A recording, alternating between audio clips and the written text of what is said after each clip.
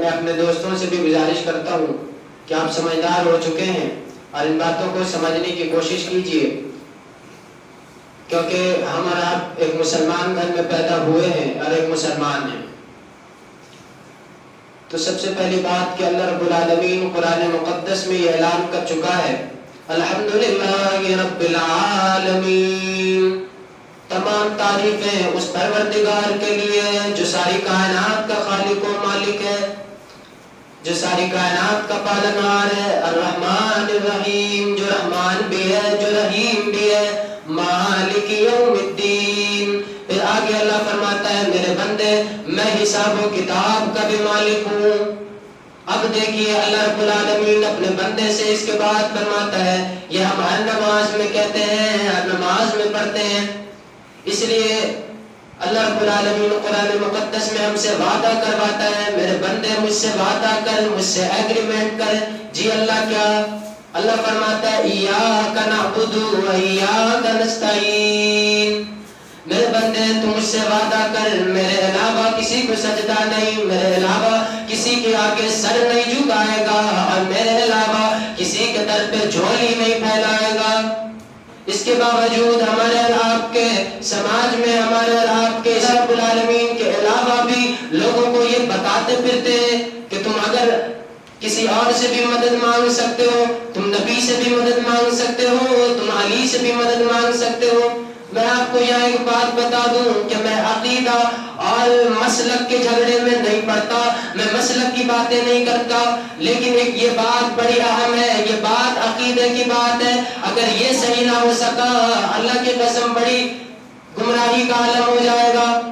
کیونکہ ایک ہی تو چیز ہے ہمارے پاس جو اللہ رب العالمین کے سامنے ہم پیش کر سکتے ہیں کہ مالک ہم نے کچھ نہیں کیا، مالک ہم جانتے ہیں ہم گنہگار ہیں، مالک ہم جانتے ہیں ہم سیاکار ہیں، مالک ہم جانتے ہیں ہمارا کوئی عمل اس لائق نہیں ہے، لیکن مالک ایک عمل ہمارے پاس ایسا ہے کہ میں تجھے سچا رب مانتا تھا، میں تیرے علاوہ کسی کو سجدہ نہیں کرتا، میں تیرے علاوہ کسی کے آگے جھولی نہیں پھیلاتا تھا۔ یہ کم سے کم ہم اپنے رب سے کہہ سکتے ہیں۔ اب اس کے بعد دیکھیے کچھ لوگ یہ بھی کہتے ہیں نبی سے بھی مدد مانگ سکتے ہو، علی سے بھی مدد مانگ سکتے ہو، جبکہ اللہ رب العالمین نے قرآن مقدس میں ایاک کا لفظ استعمال کیا ہے، اور ایاک کا لفظ تب استعمال ہوتا ہے جب صرف کے لیے استعمال ہوتا ہے، جب اردو میں صرف کا لفظ استعمال کیا جاتا ہے، عربی میں ایاک کا لفظ استعمال کیا جاتا ہے۔ اللہ فرماتا ہے ایاک نعبد، میرے علاوہ کسی کو سجدہ نہیں، و ایاک نستعین، میرے علاوہ کسی کے سامنے جھولی نہیں پھیلانا، میرے علاوہ کسی سے دعا نہیں کرنا، میرے علاوہ کسی کے در پہ جا کے ہاتھ نہیں پھیلانا۔ اب دیکھیے اس کے آگے ہم چلتے ہیں، یہ تو اللہ رب العالمین کا قرآن مقدس میں صاف اعلان کر چکا ہے، لیکن کچھ لوگ ایسے بھی ہیں جو لوگوں کو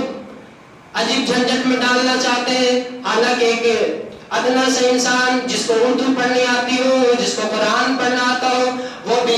قرآن مقدس کی ایک آیت کھول کے پڑھ سکتا ہے، اس کا ترجمہ دیکھ سکتا ہے۔ اللہ صاف اعلان کر چکا ایاک نستعین، میرے علاوہ کسی سے مدد نہیں۔ لیکن بڑی معذرت کے ساتھ ہمارے یہاں جو کل پرسوں ایک مولانا صاحب آئے تھے، میں بڑی ان کی عزت کرتا ہوں، لیکن انہوں نے جو ایک بات کہی کہ حضرت علی سے بھی مدد مانگ سکتے ہیں یا نبی سے بھی مدد مانگ سکتے ہیں، تو میرا خیال یہ ہے کہ یا تو قرآن غلط ہے یا تو پھر ان کی یہ باتیں غلط ہے، کیونکہ جب اللہ صاف کر چکا، جب اللہ واضح کر چکا کہ میرے علاوہ نہ کسی کو سجدہ کر سکتا ہے نہ کر سکتے تھے، اور اس کے بعد دیکھیے اب میں آپ کو ایک اور حدیث سناتا ہوں، سید الانبیاء تاجدار مدینہ سرور کائنات احمد مجتبی محمد مصطفیٰ صلی اللہ علیہ وسلم کی زبان سے پیارے آقا نے اعلان کیا اذا استعنت فاستعن باللہ۔ میرے صحابہ ایک بات سن لو، ایک زمانہ آئے گا جب ممبر پہ بیٹھنے والے لوگ یہ کہیں گے کہ کسی سے بھی مدد مانگا جا سکتا ہے، تو سنو میرے حدیث کو لکھ لو، اذا استعنت فاستعن باللہ،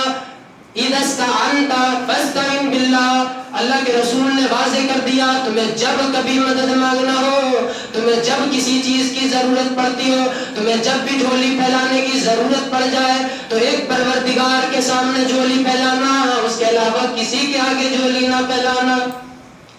جب اللہ رب العالمین اور اللہ کے رسول یہ واضح کر چکے، اور اللہ کے رسول جب یہ بات کھل کے کہہ دیا کہ اللہ کے علاوہ اللہ کے رسول یہ بھی کہہ سکتے ہیں کہ اللہ سے بھی مدد مانگ سکتے ہو، مجھ سے بھی مانگ لیا کرو کبھی کبھی، لیکن اللہ کے رسول نے واضح کر دیا۔ اور میں آپ کو ایک بات بتاؤں، جو لوگ یہ بات کرتے ہیں کہ اللہ کے علاوہ بھی کسی سے مدد مانگا جا سکتا ہے، یا علی مدد بھی کہا جا سکتا ہے، یا محمد الرسول اللہ مدد بھی کہا جا سکتا ہے، میں آپ کو ایک بات بتاؤں، آپ ان سے سوال بھی کیجئے گا کہ اگر اللہ نے ان کو اختیار دیا ہے کہ وہ بھی لوگوں کی مدد کر سکتے ہیں، تو پھر مجھے یہ لکھ کے دو کہ وہ کون سی چیز ہے جو ہم علی سے مانگے، وہ کون سی چیز ہے جو ہم نبی سے مانگے، وہ کون سی چیز ہے جو ہم رب سے مانگے۔ ظاہر سی بات ہے، یہ سوال پیدا ہوتا ہے کہ اگر سب کو مدد کرنے کی اور سب کو کسی کی حاجت روائی کرنے کی اختیار دے دیا گیا ہے، تو پھر یہ سوال پیدا ہوتا ہے کہ وہ کون سی چیز ہے۔ ہمیں اگر اللہ سے دعا مانگنا ہو کہ اللہ مجھے نوکری لگوا دے، تو یہ دعا ہم کس سے مانگے؟ حضرت علی سے مانگے، یا نبی سے مانگے، یا خدا سے مانگے؟ یہ سوال ہے، ان سے ذرا پوچھئے گا۔ تو میرے بھائی، اسی طرح کسی کو اگر اولاد چاہیے تو وہ کس سے مانگے؟ نبی سے مانگے، علی سے مانگے، خدا سے مانگے؟ ایک اور سوال، اگر کوئی بیمار ہے، اس کو شفا چاہیے، وہ کس سے شفا مانگے؟ علی سے مانگے، نبی سے مانگے، خدا سے مانگے؟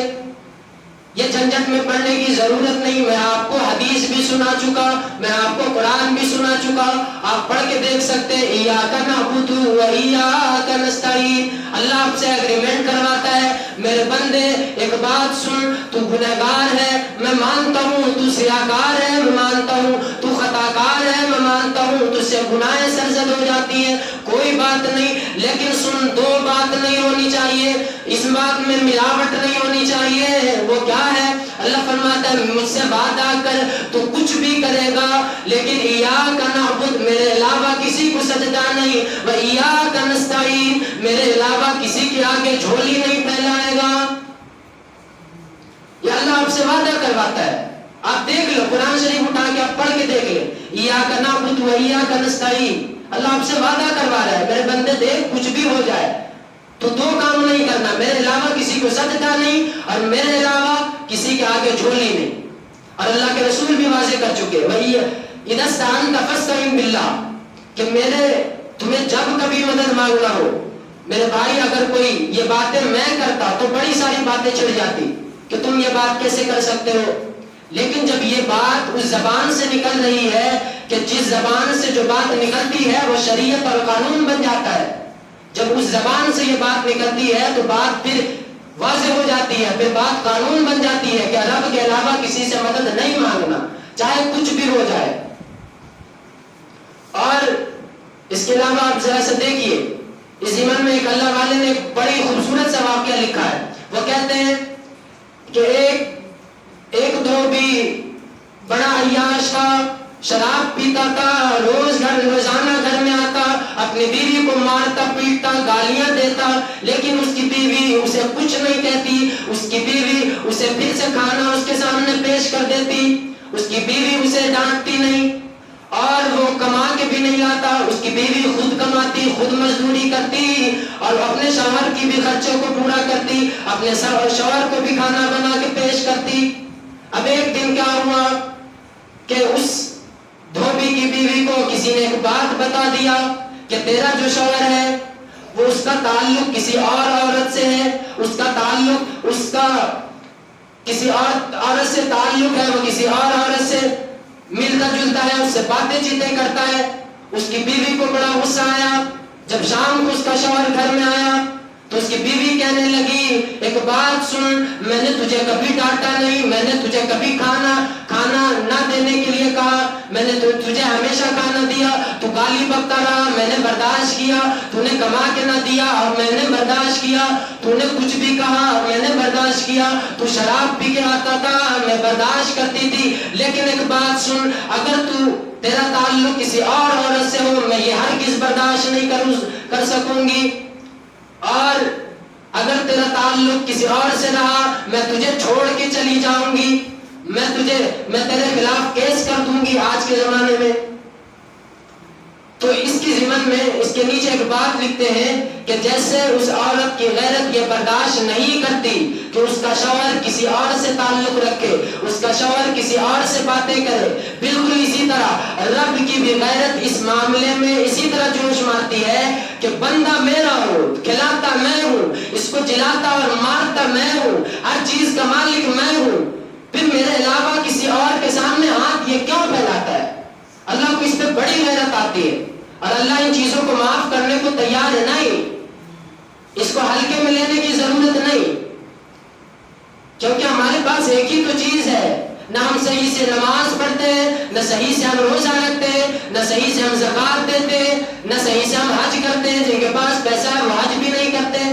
ہمارے پاس ایک ہی تو چیز ہے کہ ہم رب کو رب مانتے ہیں، اگر اس میں بھی گڑبڑ ہوا، اگر اس میں بھی ملاوٹ ہو گیا تو پھر ہمارے پاس بچے گا کیوں؟